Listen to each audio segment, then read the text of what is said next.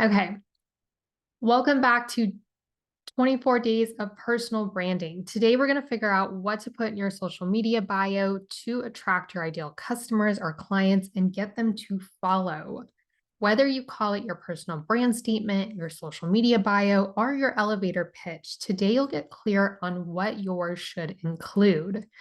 So, we're talking about that little snippet of 1 to 4 sentences or little bullet points that you can use in your social media bio. You can use when you're networking to really clearly and concisely and consistently share who you are and what you do and give people a snapshot into who you are and what you do.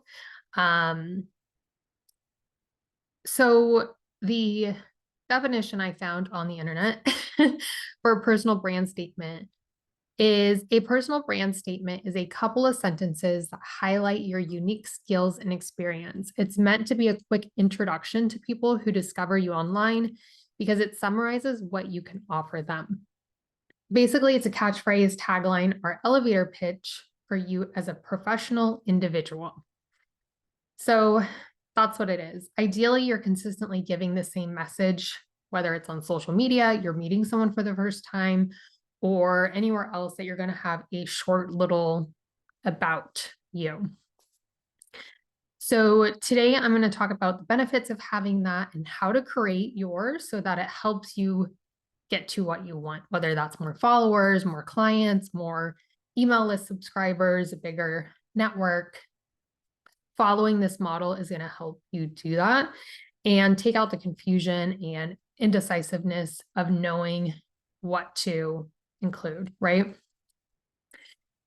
So the benefits of it, and again, if you're not yet signed up for the free challenge, be sure to click the link in the show notes or in the description, and you'll be able to grab the workbook that goes along with this. Everything that I'm going through right now will be inside of that workbook, and that'll be uploaded within the next 2 days.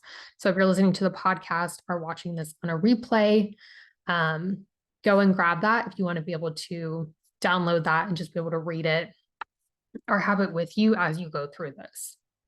So the benefits of having a personal brand statement is it will clearly showcase who you are and what you do when you're networking, or if you have it on your resume or your social media profiles, a website, or an online portfolio. It will also help you attract your ideal clients, customers, opportunities if you're clear in this little message.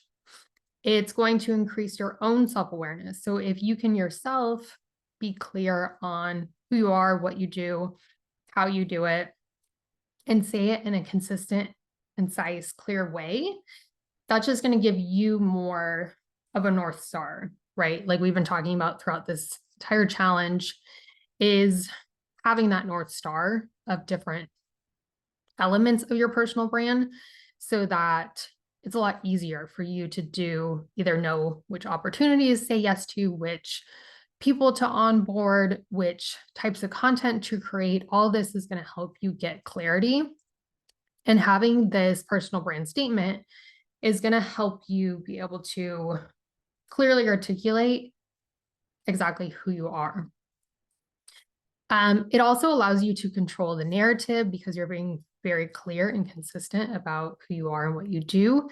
It's going to help you build your network and be more memorable, because I know I've gone to networking events and I've met people, and even after having like a 15-minute conversation with them, I'm still not totally sure what they do or who they specifically work with. So if they had this in their back pocket and it was what they led with, or even parts of it were on their business card they gave me, or when I followed them on Instagram, it was on there, especially if all those elements had the same message consistently, that would have helped me get really clear on who they were and what they do. So I could either know if they're the person I've been looking for to work with, or if there's someone that I would want to refer to them.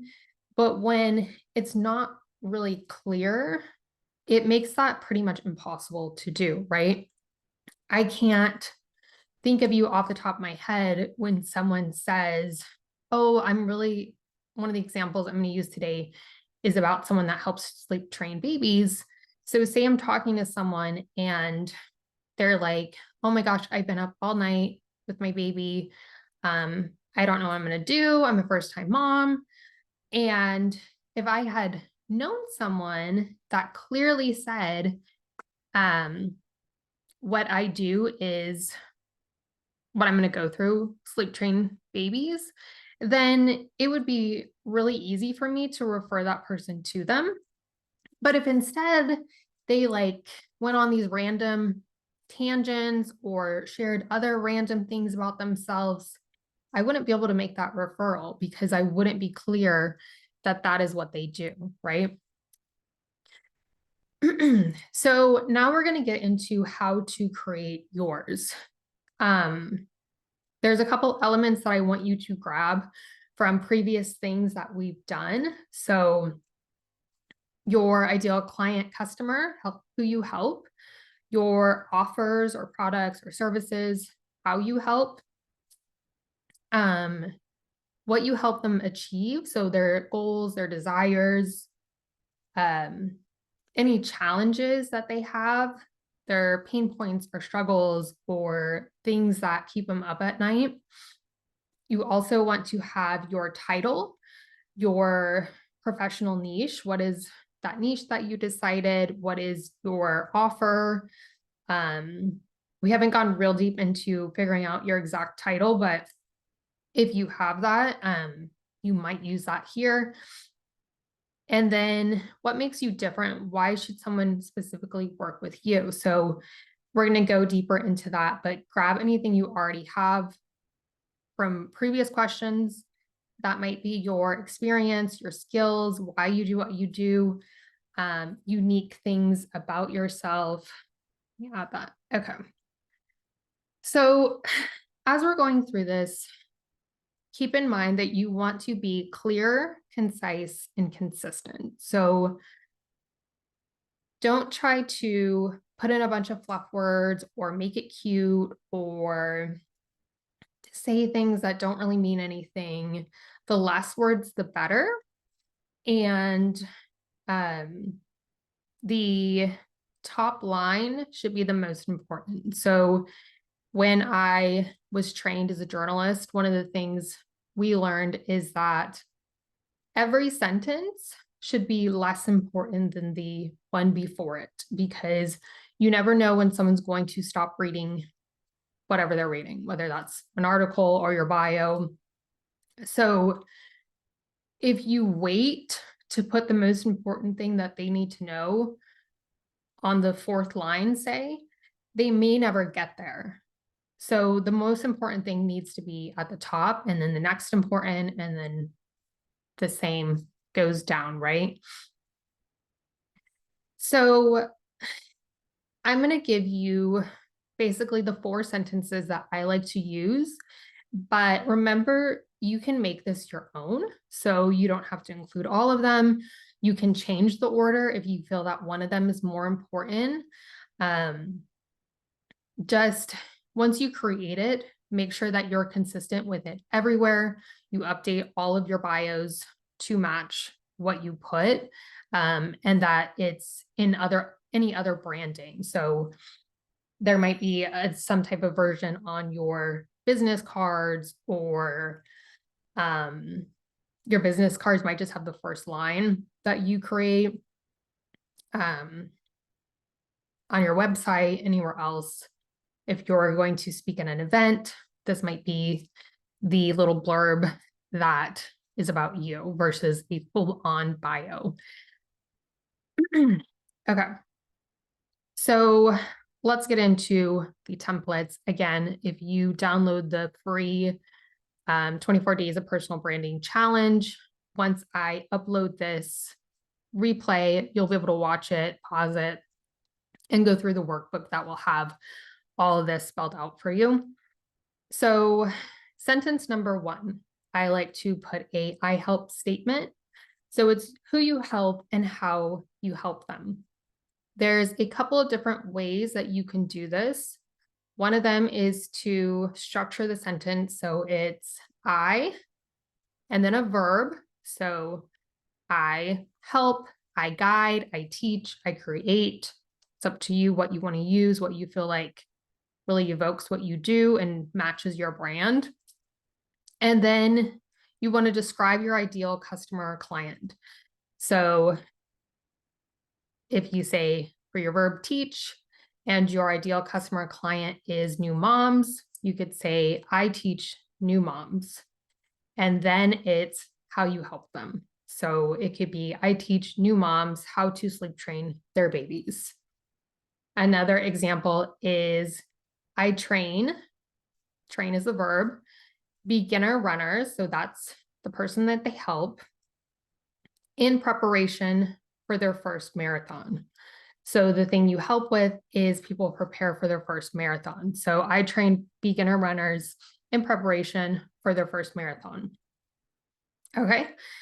Another way you could structure this sentence is to say, I, a verb word, help, guide, teach, create your ideal client or customer, and then avoid and describe the problem or pain point that they have, and then describe how you help.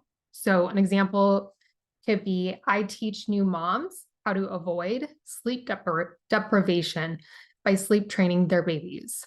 Another example could be, I help beginner runners avoid getting injured for their first marathon. So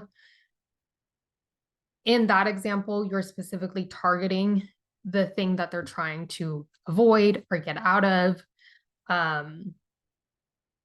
or something that they might be worried about. Because I know if I was training for a first marathon, I would be concerned about getting injured, right? And with any of that, you can always get even more specific. So instead of saying, I help beginner runners avoid getting injured for their first marathon, you might say, I help new runners over 30 avoid getting injured for their first marathon, or something like that. It depends on how specific each of those different elements is, right? But the more specific, the better, because the person that you are describing, if that's specifically who you're trying to work with and who you're best at helping, if they see that and it specifically describes them, then it's going to be a no-brainer that you're going to be the person they're going to follow and want to work with, right? And each of these elements will kind of build on that and help people see whether or not you're the person for them. Okay, so another way you can format this first sentence is I, and then the verb, describe your ideal customer or client. And then instead of saying what you're going to help them avoid, you're going to talk about what they're desiring and how you're going to help them make that happen. So an example for the sleep training person is, I help new moms wake up feeling refreshed by sleep. I think I meant to put know. Hold on. Know how to. Okay. Right. Yeah. I help new moms know how to wake up feeling refreshed by sleep training their babies. So that's a little clunky, but you get what I'm trying to say. And also, like I said, the less words, the better. Unless you're being very specific about who it is you're talking to or how you help, versus just extra words that don't need to be there. Like that's a little too wordy. You could say, I help new moms get better sleep by sleep training their babies, right? Another example for that type of structure, I show beginner runners how to run their first marathon and like, I don't know, love running, love the process or something like that. Or feel great throughout the entire thing and after. So think about what is the thing that they most want when doing whatever it is you help with, and then put that into the sentence. Okay, so your sentence number one is basically your I help statement. It doesn't have to be the word help. It could be teach, guide, worded however you want to, but it's basically saying who you help, how you help them, right? And then maybe the problem you help them solve or the problem you help them avoid. The second sentence that I like to put in these is your qualifier statement. So anyone can go on Instagram or make a website and say that they help people do something, right? I can say that I help people run marathons, but I've never ran a marathon. I have no business teaching people how to do that. So the second statement is important because it showcases why people should trust you, what experiences or skills you have that equip you to do this, that people, when they're looking for this type of person to help them, they want to know this, right? So if it were a doctor, it might be that you actually went to medical school. It might be that you, for example, if you're a therapist, maybe it's that you specifically work with and have helped like 100 people with my specific problem. So you're not just like a general therapist, you actually have experience or certification or something in the specific thing that you're saying you can help me with, right? So some of the things that you could include are your year's experience, doing what it is you do. It could be degrees or certifications you have. And you kind of know based on your industry, which of these things are important. You can also ask your current or past clients or customers what it is about you that made them either decide to start working with you or that they've decided to continue working with you.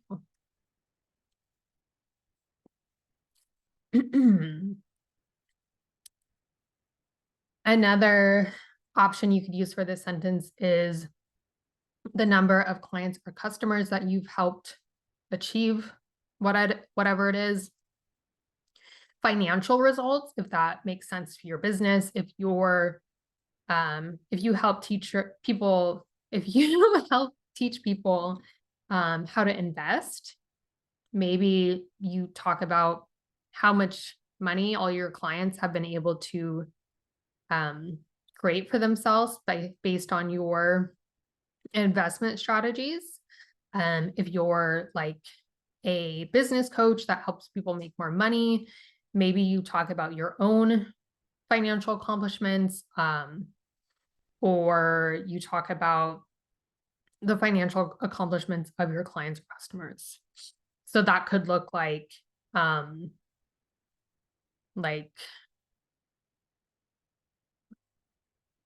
100K month business or something, or I've helped 200 entrepreneurs hit 10K months, something like that. You can also talk about your number of podcast downloads or charts that you've been on. You could say have a top 100 podcasts in entrepreneurship, or 2 million downloads on my podcast. You could also talk about any awards that you've received that are relevant to what it is that you do. You can talk about notable stages you've spoken on. So, for example, any like TEDx speakers pretty much will always have that in their bio. Or if you're a Forbes article writer, maybe you have that in there. You can also put, if you're an author or if you're a best-selling author, you could have that as well. Being an author, of course, adds credibility. You can also put that you're the founder or the creator of something. So if you're the founder of a company and your positioning is kind of the CEO of that company, then it would make sense to have founder of what the company is. So some examples for the sleep training one is you could put host of the Sleep Baby podcast. And these are all made up. So if that's someone's name, sorry. For the runner trainer, you could say if you're a former Olympic athlete, you would probably put that in there, right? So whatever it is that you think is the most compelling, biggest reason someone should work with you, what qualifies you to do what you're doing. Sentence number 3 is your personality sentence. So this is the big one that I say is optional, and it really depends on your brand if it makes sense for you or not. And it's sharing a little bit about things you want your audience to know about you that maybe you create content around sometimes, to showcase your personality. That then it would make sense to have it in there. And these are going to be things that, say I was looking for someone to help me know how to sleep train my baby. I see that you are an author of a sleep training baby book, or you've helped 200 other moms already do this. And then I also see, oh, you're also a dog mom and you love yoga too. I love those things too. So like now we already have a connection. I know you can help me with what I do. It's just getting more and more like you're the person that I've been looking for, right? Or if you're very adamant about something or something is very important to you, and so say that you're a devout Christian or you're an animal rights activist. If you put that and I hate animals, you're probably not the person for me, right? But it's good for people to know that. So then you're not working with people that completely don't make sense to work with, right? That you're just not on the same page. If you are one of those people that likes to keep your more private life private and you're not going to share those things about yourself, then maybe you don't include this. So this is basically what you want your audience to know about you.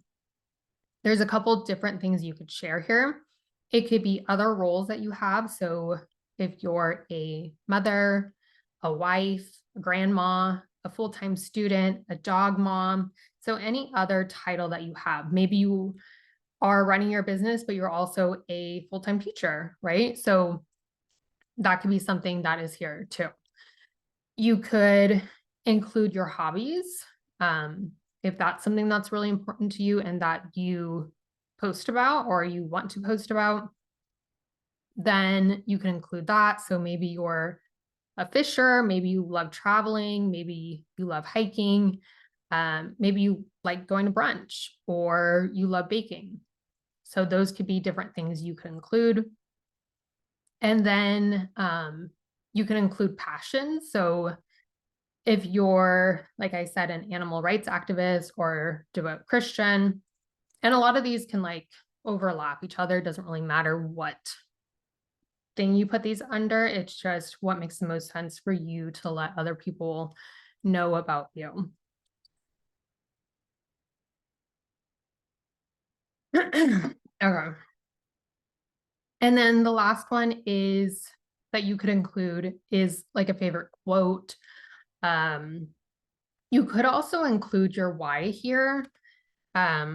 Like why do you do what you do, why it matters to you. That's another angle you could go. So it just kind of giving people a deeper sense of who you are, right? So for example, this sentence might say mom of 3 and yogi, or it might say stamp collector, dog mom, and brunch queen. So you want to kind of show your personality in it and give people more of an idea of who you are. The last sentence is your call to action. So what do you want them to do next? And with all these, this one's gonna vary the most depending on where you're using this. So you might say something different when you're networking in person versus on your social media bio. And then the other ones might just be worded differently, which I'm going to go into after this, but this is your call to action. What do you want them to do next? So some examples for social media is you could say follow me for, so that could be follow me for easy tips on sleep training your baby, right? Or you could say grab my, and you reference a freebie or an offer that you're currently promoting. So I'm going to give some examples after this. But if a freebie is something you give people, it's like this challenge, basically. Something you give people for free in exchange for an email. And then, or you could say book a connection call with me if that's how your funnel works to work with you. If you're in a networking in-person situation, at the end, instead of, you wouldn't in person say, download my free guide. Like that would just be weird, right? But you might say, do you know anyone looking for what it is that you do? A lot of times this one is going to be based on what your current goal is. So if you're trying to get more speaking opportunities, you might say, do you know any podcasts or events looking for a guest like me? So then it kind of gives people a direction and a way to help you, if it makes sense, but at least they know what you're wanting, right? If you never say that you're looking for things to speak at, and this is what you talk about, then they're not going to know that. They're not going to think of you automatically when the next speaking opportunity comes up. If you don't specifically say, hey, do you know any new moms that have been struggling with sleep training their baby? They might not at that moment, but the next time that specific thing comes up, they're probably going to think of you versus the person that was more vague and is like, oh, I help new moms, you know, live better after baby. Like, what does that even mean? I don't know. I can't refer you to either opportunities or to people if I'm not clear on what it is you do and how you can help people and who it is you work with, right? You could all on your website, you could say book a connection call and have the link there. You could also say to grab a freebie or an offer as the next step. You could also put read my full bio here, which there's going to be another training on how to write your actual full bio. So that's another option as well. So 2 examples of this is download my guide, get 1 more hour of sleep tonight. So that's the name of the guide. They're saying download it. And then that would be the link that you would include there, right? Another example is join my 5 weeks to 5K challenge. So then you would put the link to that. You can have multiple links. And it kind of depends on what you're doing, whether or not it makes sense for you to keep changing out the link or just be pointed to one.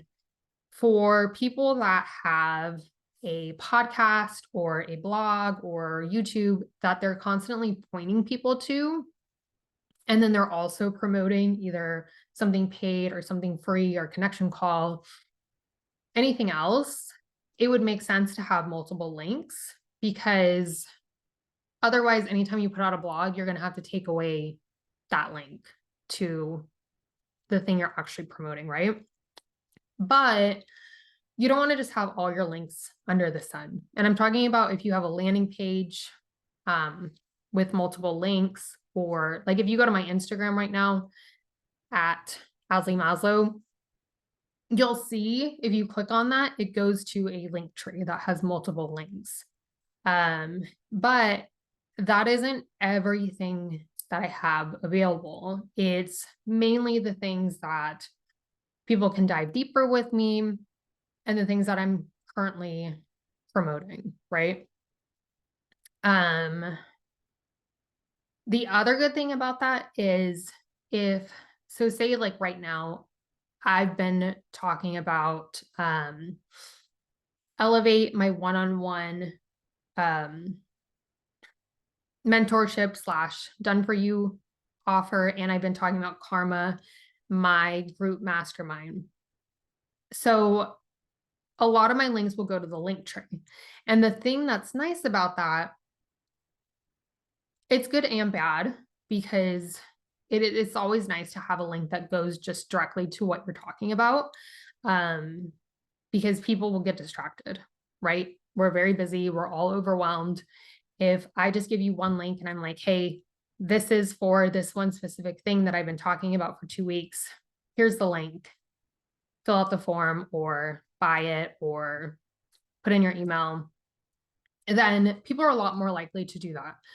Versus if I say it's in my link tree, then you have to read through them, figure out which link it is you're supposed to be clicking on, especially some people have like 30 links.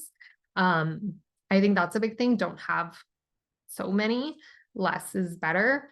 But if you have that and they then go there, they can find it, especially you need to be clear on like calling it, like if I say apply to Karma and then the button says apply to Karma, that is very clear, right? Versus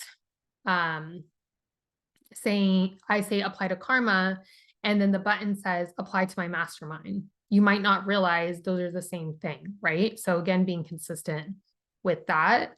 But the other good thing about having multiple links is that when I'm then done promoting that, instead of it, when they click on it and they try to look for it,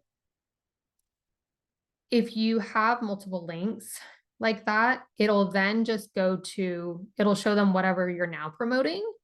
So that could be nice. Another option though, is if you are only pointing to the one page, or say that, yeah, if you're just pointing to the one page, you can then update that page and say, hey, this is sold out or no longer available, and point it to a general page or something like that. So you always want to be thinking about what is the easiest thing for people to say yes to right now and follow. But then think about the long term, especially if you're creating content that lasts long term. So YouTube videos, podcasts, courses that you're creating. I feel like I'm missing one. Definitely missing one. But you want it to think about, because I'll watch YouTube videos or listen to podcasts that people put out 5 years ago, right? So if within it, they're talking about an offer and the offer is no longer available, that's fine. But what's not fine is if I click on it and it just goes to like a 404 page that says, oops, not available. You want to think about, okay, now that this thing isn't available anymore, where do I want to point them to? And make sure that that page points them to whatever the next thing is.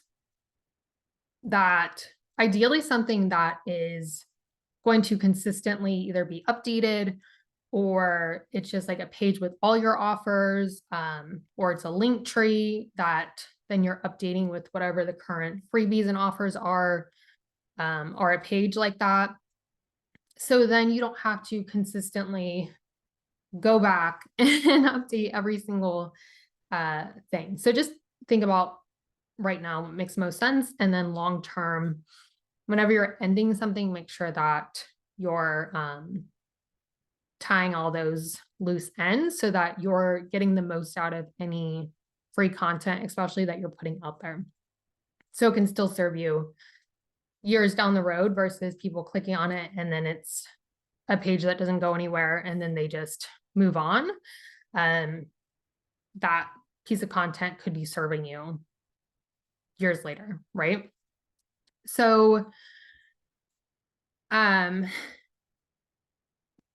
my recommendation for your bio is to create slightly different versions depending on where it's being used on social media. If it makes sense for your brand, you might have emojis or use different words, frame it different ways. So I'm going to give you an example of a social media bio and a full in-person networking personal brand statement, you might say, for each of the examples we've been talking about today.